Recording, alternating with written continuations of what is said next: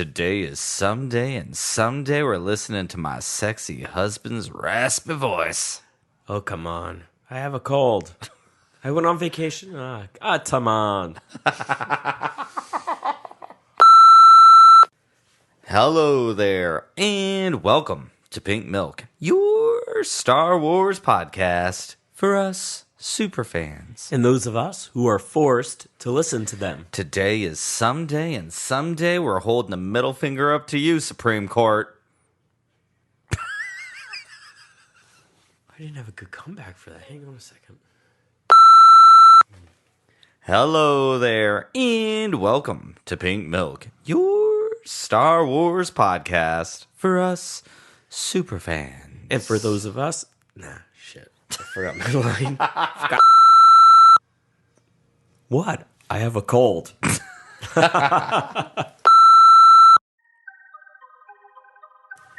Hello there, and welcome to Pink Milk, your Star Wars podcast for us superfans. And those of us who are forced to listen to them. Today is someday, and someday we're not holding one, but we're holding two middle fingers up at you, SCOTUS. And I have a cold. Are you ready, Thomas? I'm ready. It's that time to drink up. Drink up.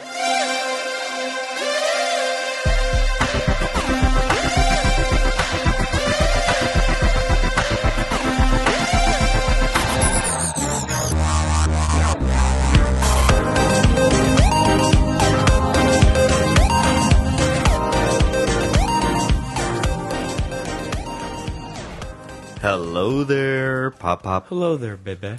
How are you? I am well. How are you? You know, I'm doing all right. That's good to hear. All things considered, I'm doing all right. That's good to hear, especially after spending a whole week with the kids and I. I'm glad to hear that's what your report is. You're doing all right. Well, I love my family, and we had a great time. And we love you, and we had a great time as well. Oh, well, speaking of great time. Oh, there was 1 or 2 days, but that's okay. That happens with every family, right? Truth. Truth. I was trying to gloss over those 2 days, but, you know. We'll have to share what we've named those days. What days? Well, some may call them Monday and Tuesday. We called it Blue Tuesday, and what was Monday? Blue Monday. First day of Disney. Well, before we get into that Disneyland talk, if you're new here, hello, welcome. Thank you for tuning in. My name is Brian. With me, as always, is my better half and your better host, Thomas. Hello. And we are Pink Milk, and we talk all things Star Wars queerly. This is my husband. He's forced to listen. That's me. I'm definitely forced to listen, too. And I think this week, I don't know if we're allowed to say this, Thomas, but you know me, I'm an open book. I feel like I might have been forced to go to Disneyland. I have to say, I could agree, for sure. The pressure as a parent to perform the Disney obligation. Mm-hmm. Check. Done. It's done. You know, it's already kind of weird to go to Disneyland as a queer person because Disney's not always the greatest to gay people. Well, especially they came out with all that crap right after Florida. we made the reservation. Right. Mm-hmm. But I didn't follow that, unfortunately. I mean, I tried to not follow it. Yeah. I mean, I saw a lot of queer people there. It's very weird. But so that's already kind of weird to go and feel like you're kind of doing your community a disservice by giving them your dollars. Like in all honesty, that did not leave our minds. But then on top of that, especially our first day there, I don't know if Tom and I liked it that much. It's really stressful. I thought it's a lot of fucking work. I'm just going to say it out loud. Between the app and the people and the buses and the security lines and the this, that, and the other thing. Holy I thought God. I mean, let me tell you. We had a great time. We did.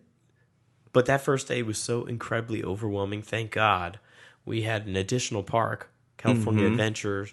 Thank God we had an additional day at Disney. Yeah. I know the kids had a great time. But as a parent behind the scenes, you're just saying to yourself, this cost what? Uh-huh. You charge me that? And I got to go stand on that? And you want me to do a nap? And you want me to do this? And you want me to do that? And I have... Anybody who was on my Fitbit challenge for the week, you had no chance. I did over 30,000 steps a day. Yeah. I mean, I'm tired just thinking about it. I'm so incredibly exhausted. I can't wait for everyone, my husband, my kids, everybody to go to camp and work tomorrow so I can work out of the house, i.e. go to sleep. Alone. In the quiet. I mean, honestly, it's supposed to be the happiest place on earth. I found it to be one of the most stressful places on earth.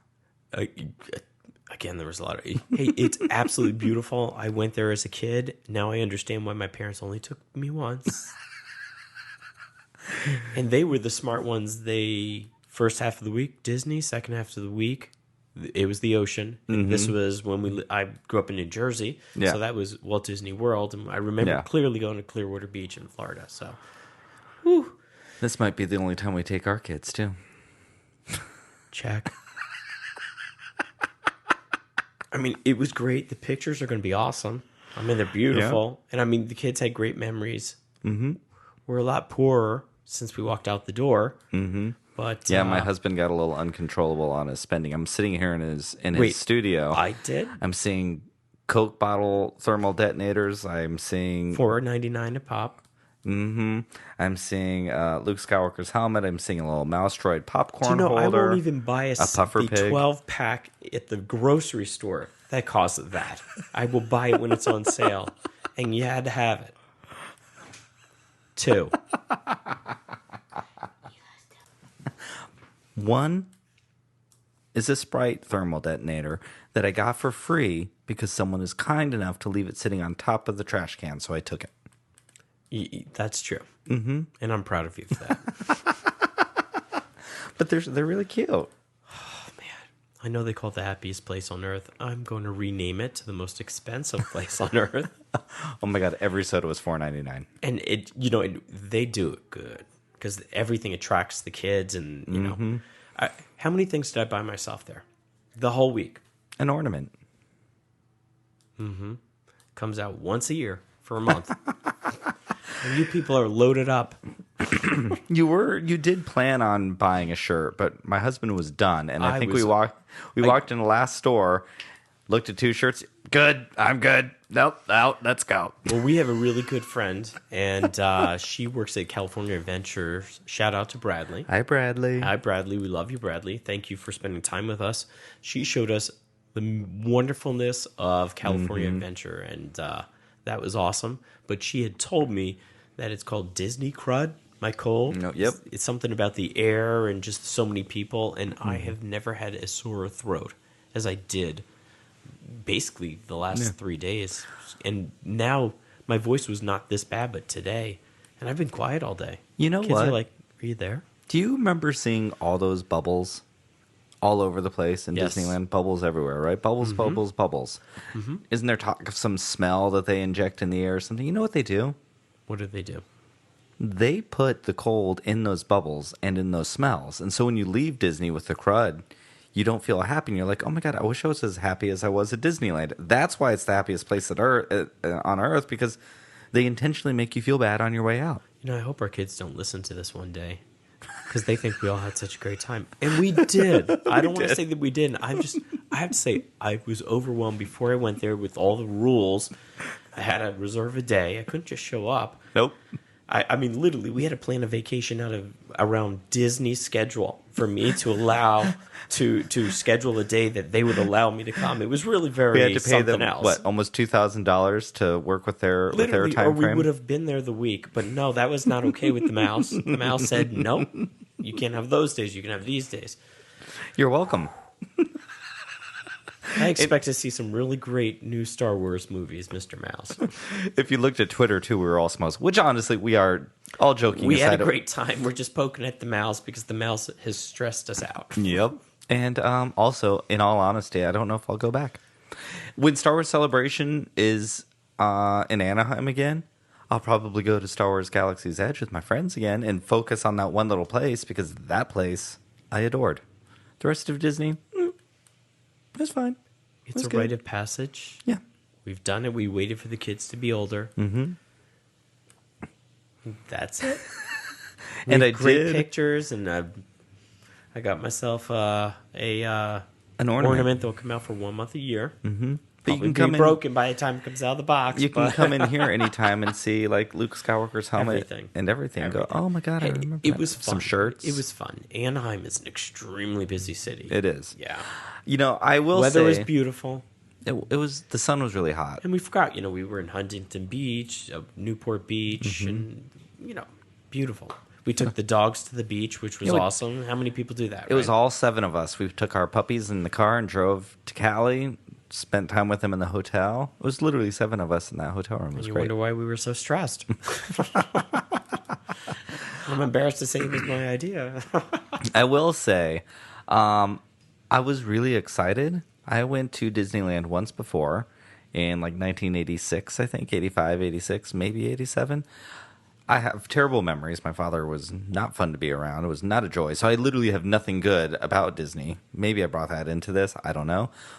But back then, it was not Hyperspace Mountain. It was just Space Mountain. It was not Star Wars. It was just outer space. But back then, it was the closest thing to Star Wars that I saw at Disneyland. It also created a 40-something year long fear of roller coasters. I am happy to say that on Friday, our last day at Disney, I conquered the fear of Space Mountain. I went on and had a good time. And you also did do the Incredicoaster over in California Adventure.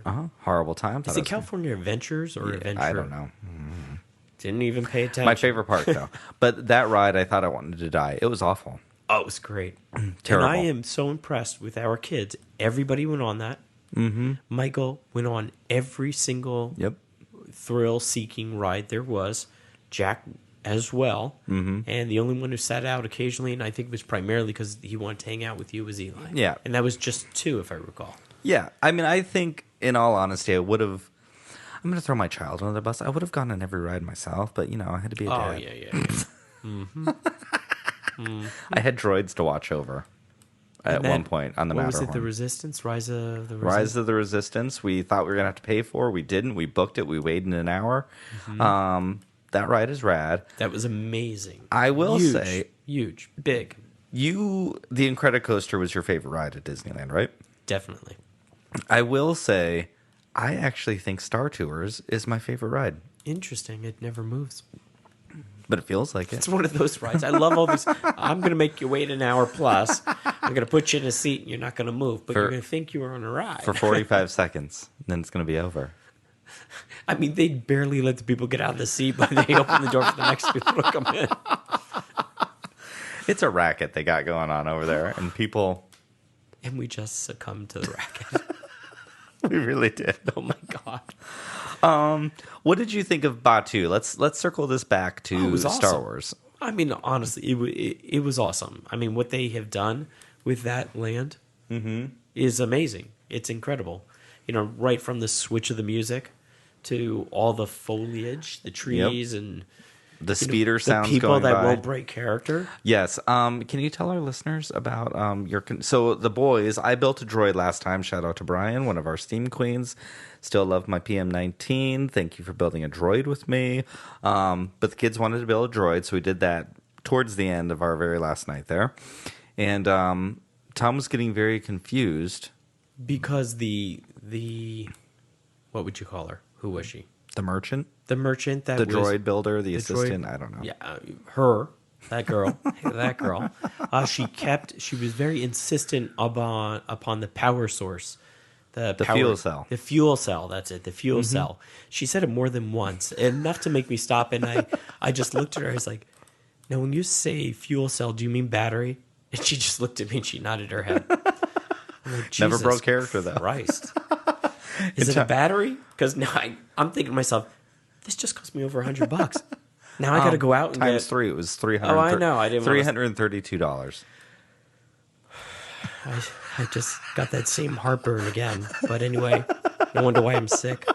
But and I'm like, now I got to go out and buy a fuel cell? You got to be kidding me. Tom was getting very confused about all the Enjoy your journey. I'm still here. Wait, what journey? Oh, this is the girl that charged me the $50,000 for the Coke in the little fucking ball. It is a thermal detonator, Tom. Whatever. I mean, literally, thank God I just needed to complete your experience because I'm like, you realize that we don't even spend this much money on a 12 pack of cans or whatever, 12 can pack of Coke. You gotta be kidding me. Go enjoy your journey home. What the hell?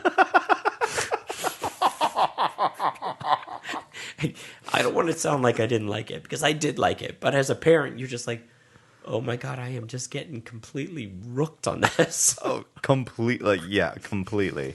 Every shirt was $25. No, Michael's, which was very cute. No, don't tell me. I don't even want to know. I don't even want the listeners to know. I'm just going to tell you it's the most stressful / expensive place on earth. And there's a reason why they bought Disney at $4 billion. Star Wars, you mean? Whatever. Yeah. Sorry. Can we edit that out?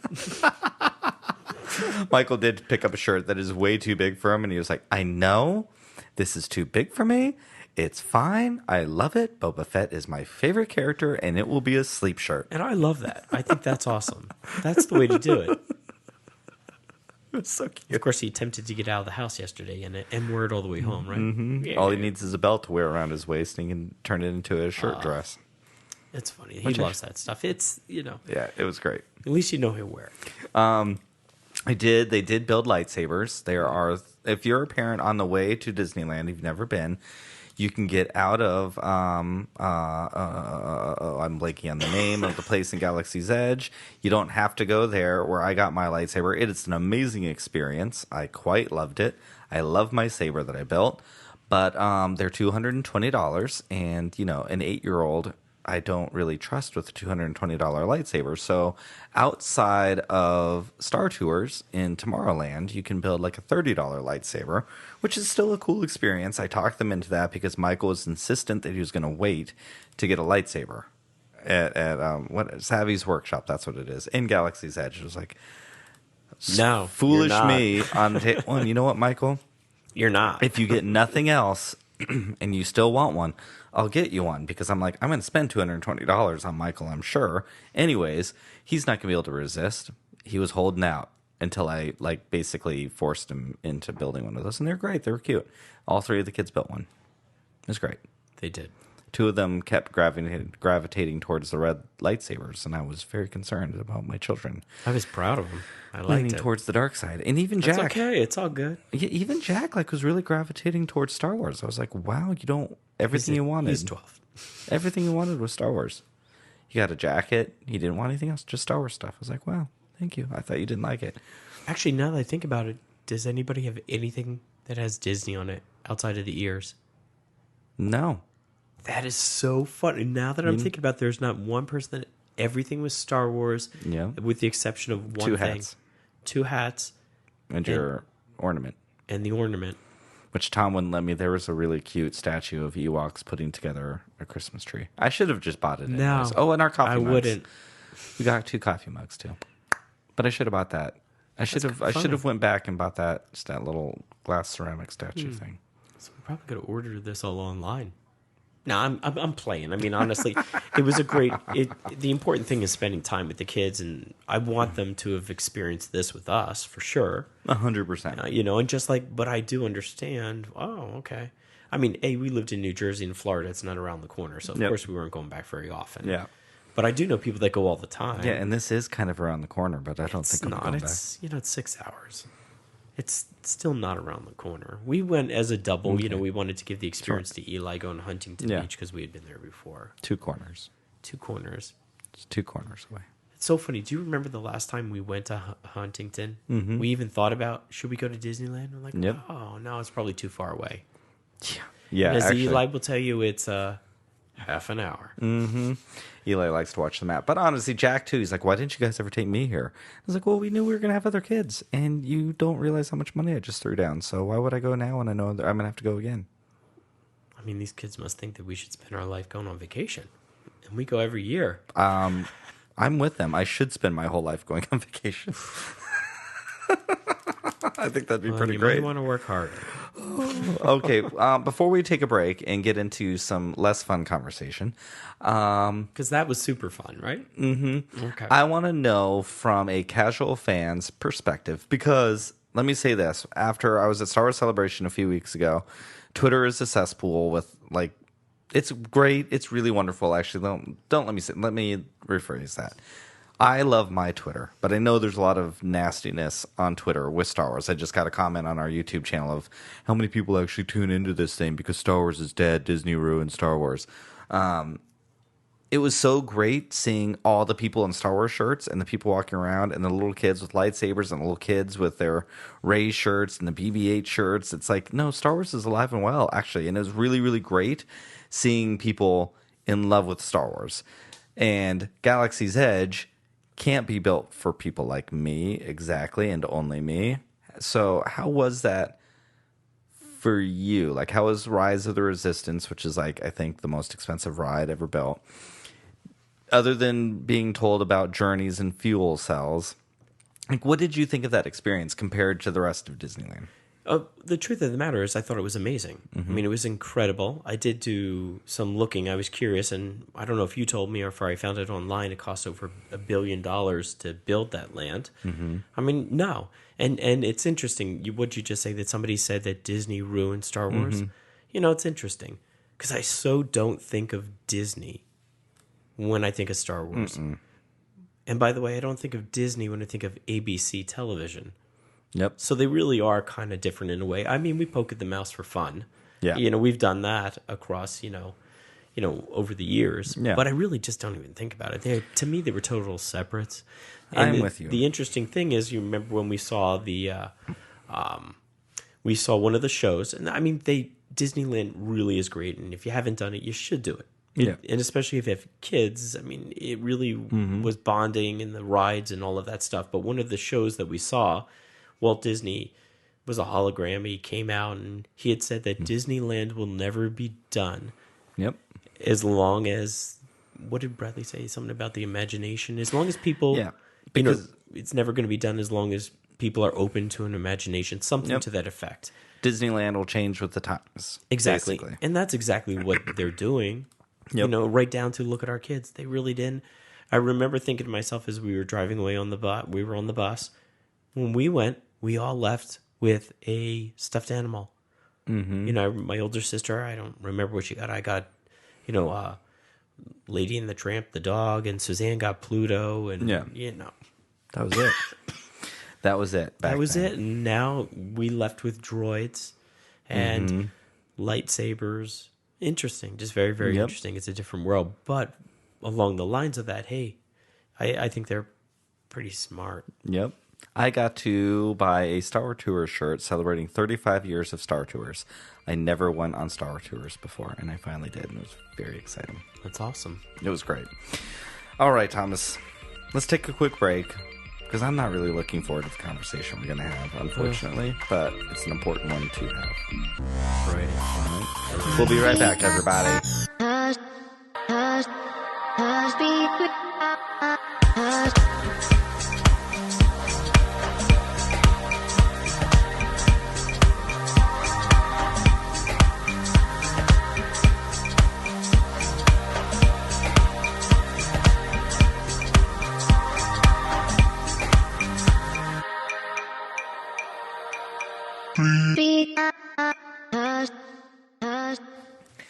And we're back. We're back. Welcome back. Welcome back. You know, I'm going to be honest. I hope the front half of this podcast sounded at least somewhat all right. This is not an easy one to record. Celebrate. Oh my God, I can't even do it. My voice is a mess. This has been a hard one to record. Yeah. I mean, we're physically exhausted from our trip. Thanks, Disney. Yeah, thanks, Disney. I just cannot even begin to tell you how exhausted I am. We're not used to being up that late, and the walking, and we walk. I mean, we walk big miles every day with the dogs. It's crazy. Yeah, but being up till midnight, like every night? That's not our waiting, that's not our walking, taking buses. And hey, I was grateful for the shuttle. Thank you so much. But wow. Oh, thank God for Bradley. I felt like having Bradley in the middle of the week, shout out to you again, like kind of reinvigorated everything. Because she loves what she does. Yep. She loves the parks. She's come from a family who loves the parks and extended And that family. spirit was injected in us. Exactly. It really flipped around the stress of Monday and Tuesday being... Because Disney's, you live on a nap when you're at Disney because that's what they want you to do. So, yeah. Anyways, I will say the back half of the trip was much better than the front half. 1,000%. I did not enjoy my first day at Disney. Like 0 point blank, did not like it. I had no fun. We went on 4 rides. We were there from 4 rides. 8 in the morning. We took an hour and a half break to go back to the hotel to let the puppies out. We left at midnight. So if you remove that, we were there from 8 a.m. until about 10:30 p.m. and went on 4 rides. Can you imagine how long those lines were? And it was just a miserable experience. I did not enjoy it. You did not enjoy it. We were trying to fake it. I don't even think our kids enjoyed it. The food stunk. Yeah, the food's not good. I think I don't go to Disney for the food. You don't. I'll tell you what. Go to SeaWorld. SeaWorld has a great deal. Of course, it's been a couple of years, but I remember being... It was like $40 a person. On the podcast. I've even talked about it. It was so good. I remember it being great. Now, again, it was a couple of years ago and the world's changed, but I was expecting the same. This is Disney. I'm like, oh my God. Do I have to have a hot dog again? The food at Disney, you feel like you're at your county state fair. I think that's being too kind. There's more options at the state fair, at least in Arizona. There's no Indian fry bread at Disneyland. No, I didn't see that. I saw them making, oh gosh, it was so funny. They were making chocolate in the window. I was so fascinated. The boys were so gross. They're like, oh, that's disgusting. And they walked away. I was like, wait, you want to see them making chocolate, right? Now it's disgusting. It looks like black. Michael, as he... I don't know why it became such a topic of conversation this trip, but Michael doesn't like chocolate, never has liked chocolate, and this vacation wanted every single person he came across to know he did not like chocolate. I think we were talking about, what was her name we spoke to the Incredicoaster, where Michael sat by himself, so some other adult sat next to him. They were BFFs. Christine. We went to the beach on Thursday, and Michael never once got out of the water. And it is cold. Cold. But was out there with Rose, who was another mom. She and Michael spent hours together just laughing and chit-chatting. She was like, he's so great. I'm like, is he like this all the time? He's like, uh-huh. She went and got him boogie boards. They were boogie boarding together. It's like, okay, wow. Well, I'm definitely not parent of the year because here's some random mother spending time with my son in the ocean, but I wasn't getting in that water. And we were tired. We were like, oh, thank you, Rose. Thank you, Rose. Thanks, Rose. You're right on top of it, aren't you, Rose? But I do love that my son will just go and make friends with random adults. It's correct. It's really funny. Yeah, she was a nice lady, too. Yeah, she was. Yeah. So we got to spend the announcement from SCOTUS overturning Roe v. Wade the Friday before we went to Disneyland. And so Tom and I were pretty good at just kind of pushing it back and focusing on family and enjoying the last of our little Father's Day vacation. And it wasn't really until this morning that I think it started to kind of seep in emotionally what that meant. And, you know, I don't know if Tom and I are the best people to speak to Roe v. Wade itself. But what we can speak to is what Judge Thomas said afterwards in remarks about searching through due process afterwards and putting on the line gay marriage, same-sex interactions. They're coming after us. We're next. Well, I mean, to me, I definitely see this as two separate things. There is the abortion portion, and then there is the portion of changing something that was already decided. They are two separate things in my mind, and they have equal dire consequences. 100%. You know, and it's frightening, to be honest with you.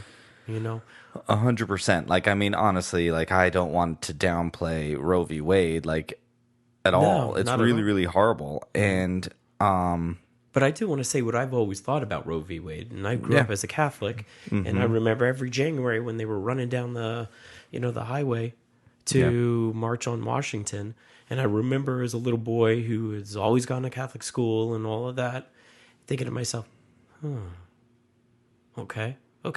I would just listen to it. It was always the church, and there was the run up to their going there, and I definitely understand. And I'll be honest with you. No, I don't believe in abortion. But wait a minute. Hang on a second. I'm a man, a gay man, and I'm never going to be in that position. Do I really have a right to tell somebody else something? Period. That's it. That's it. So Thomas has no opinion because he's not involved in that. Yep. So we will stand by and support the people that do. 1,000%. 1,000%. 100%. I mean, if you're not in that position, how do you have the right to tell somebody else what can do? There's so many scenarios that would land someone in that position, you know?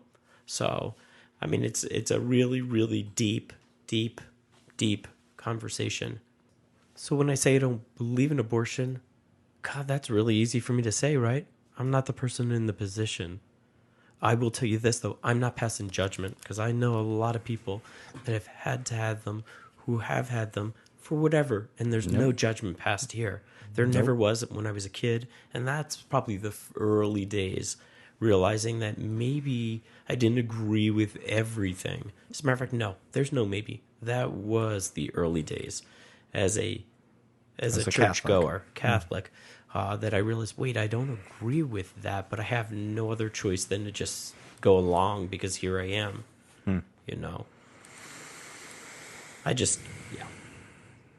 support people's choice. Yep, 100%. You know, I think, I don't know, and I don't even know if we're going to say the right things or the wrong things. You know, all we can do is be honest and talk. We were talking this morning, Tom and I, and truth be told, we're not the most political people. You know, I was definitely way more political when I was younger, and maybe it's complacency, maybe it was me just being tired. But Tom and I, especially this last like 6 years, have been so wrapped up in our own lives and fighting the fight for our kids and the adoption process and all of that. And I've said it many times, I'm just kind of tired of fighting, and I want to enjoy what I was fighting for, and that's my marriage and my children, and I just want to live in my own little like berry bubble. But I don't know if I feel like I can do that anymore, because if I sit by, it might get taken away, and I feel like we have to be really proactive right now, and I really need to educate myself. Tom and I need to educate ourselves, and it's not just us anymore. You know, Tom and I, our first immediate thought was, well, we're set. We've taken care of each other.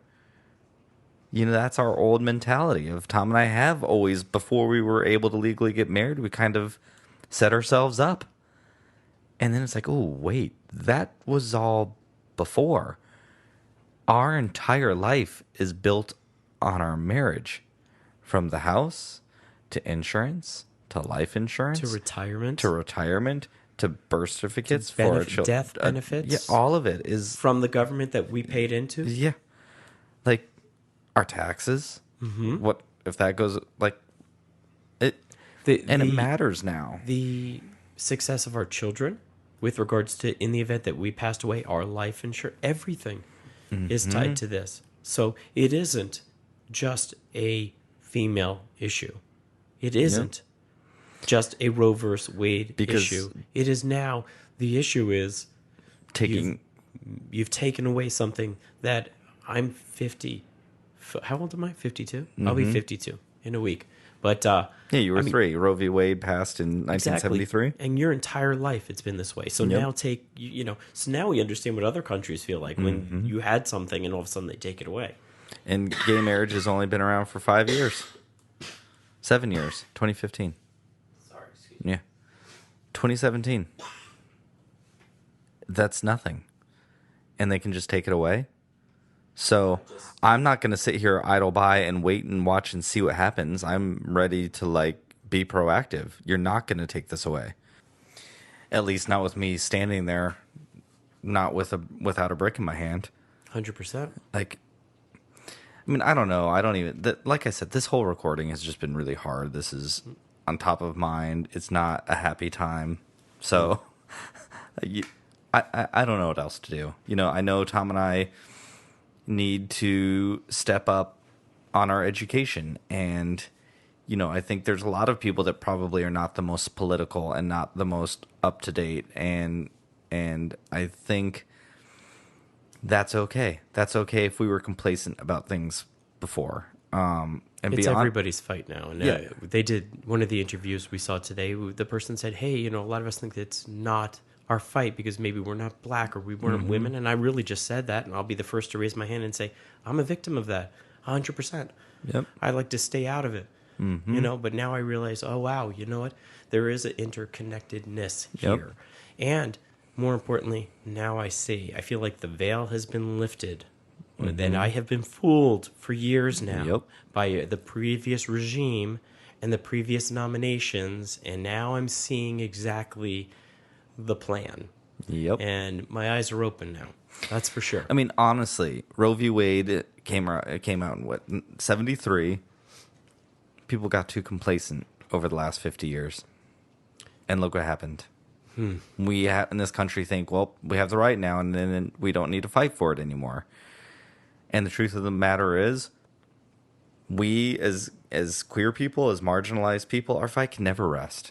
And I guess it's time for me to get out of like, oh my God, I'm a father now, and I'm just in heaven that everything I fought for between being married and having a family, like, that's not enough. It's the choice, though. It's the fact that they made a decision and went back on a decision that I've only ever known my whole life, and my entire life. Yep. That's the scary part. If this was such an issue, couldn't there have been something worked out? I mean, couldn't there have been a meeting of the minds as opposed to make it illegal? And by the way, there already was stuff. And all the states, I mean, what a bunch of idiots we are. We stood there and we watched all these separate governors in our own state as well make all these rules. This is a gigantic plan. And then they think that we're stupid enough to think that they leaked it early. Oh, that's BS. They didn't leak it early. They had somebody leak it early, so it wouldn't be such catastrophic news. We were kind of mentally prepared for it, right? Kind of. And I think... Let me tell you, they're all good. I hope they enjoy their seats because they're all going to get the hell out of there come the next midterms. Come November, there's going to be a lot of change. Because they're not even doing what the majority of the country wants them to do. Because the majority of the country does not have an issue with this. I hope so. I hope so. I hope people get out and vote. You know, honestly, we've always been people who got out and voted. But, you know, I might do more knocking on doors. And stuff. We were slackers at the midterms. I mean, maybe not for big stuff, but we are. I'm not. We're going to raise our hands and admit it. Yeah. You know? It's not like... And now, honestly, I accept some of the responsibility. Absolutely. For that. You know, I've been, for the last almost 3 years on this podcast, even during Trump's entire time, I personally have been, like, very proud of, like, being able to see both sides of things and not coming up here as a queer podcast and just being automatic. I hate all Republicans, but let me tell you, I'm kind of feeling very anti-Republican at this moment in time. I mean, and that's not something along the lines of that, just all the hearings that are going on, and I have kept myself out of a lot of that. But the truth of the matter is now in the wake of all of this, and even stopping for a minute to listen to some of the stuff, it's kind of clear in my eyes. You know,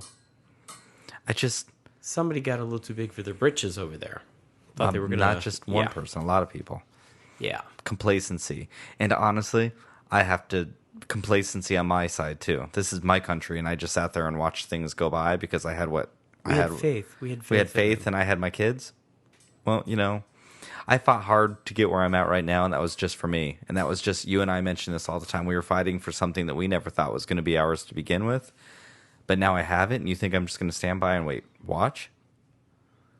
Like, honestly, I'll go right in the streets. Or let you take the choice away from someone else regarding their own body and their future? No.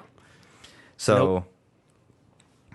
I don't know. I don't know what that means for me yet. And I'm just going to be as transparent as I possibly can be, because I hope other people can be honest with themselves and as transparent with themselves and others also. Because a lot of people slack at midterm elections, and a lot of people, show up to vote for the president, but less stuff on other things. And, it's just not okay. It was never okay, because that helped lead us to where we are right now, but it's really not okay now. Nope. Honestly, our country's it's losing itself. I don't know. It's really, really scary. It's changing. It's in a period of change. A pretty important change, actually. Yes. It's not this. It's been coming on for a while. It is. I mean, Trump's election said a lot. I've always said that. Like, that was not the cause. That was the reaction, to our dog just barged in too. I guess Ben's unhappy. But yeah, I don't know. I will, honestly, we're just rambling. So I hope this was at least a somewhat of a tolerable episode to listen to. It's not usually what we do. Sorry for the voice. I do want to send everyone, it's going to be in our show, in our description below too, but What Choice is Star Wars fans for abortion access. There's a GoFundMe. It's already raised $34,000 in the last couple of days, so we're happy to be a part of that. If you have any means, that would be a great place to go support right now. I think there are going to be a lot of people affected by this in 26 states, I think they said, right? Abortion is illegal. What are these, something like that, yeah. There are people who can't afford to get to another state where it is legal. I know they're, Emma's big proponent. Listen to Pink Milk. Emma brings it up. This will help. There are resources out there. And if you're listening to this now, we know you're an ally. We thank you. But now's the time for our allies, and including, Tom and I, for those that can get pregnant. It's our time as allyships to those people to really show our stripes. Yeah. Lucasfilm, it's time. It's time to start getting some real representation on screen. It's time, pop culture is an important thing. It's a powerful thing, and you can help normalize a lot of things for a lot of people and make marginalized people seem less scary. Because right now, our government is making us all look like evil, vile people. I mean, look at the way they're talking about women who have an abortion. They're turning them into villains, and it's disgusting. And they've been trying to vilify queer people for, my entire life. And I just feel it's coming again. I feel the 80s are coming back. And I'm not going to be quiet about it at all. So thank you for listening. Go find What Choice. Support that if you can. And we will talk to you next week when we're going to talk about Obi-Wan. And we'll be happy and chipper, we promise. I hope so. All right, Thomas, until next time. Drink up. Drink up.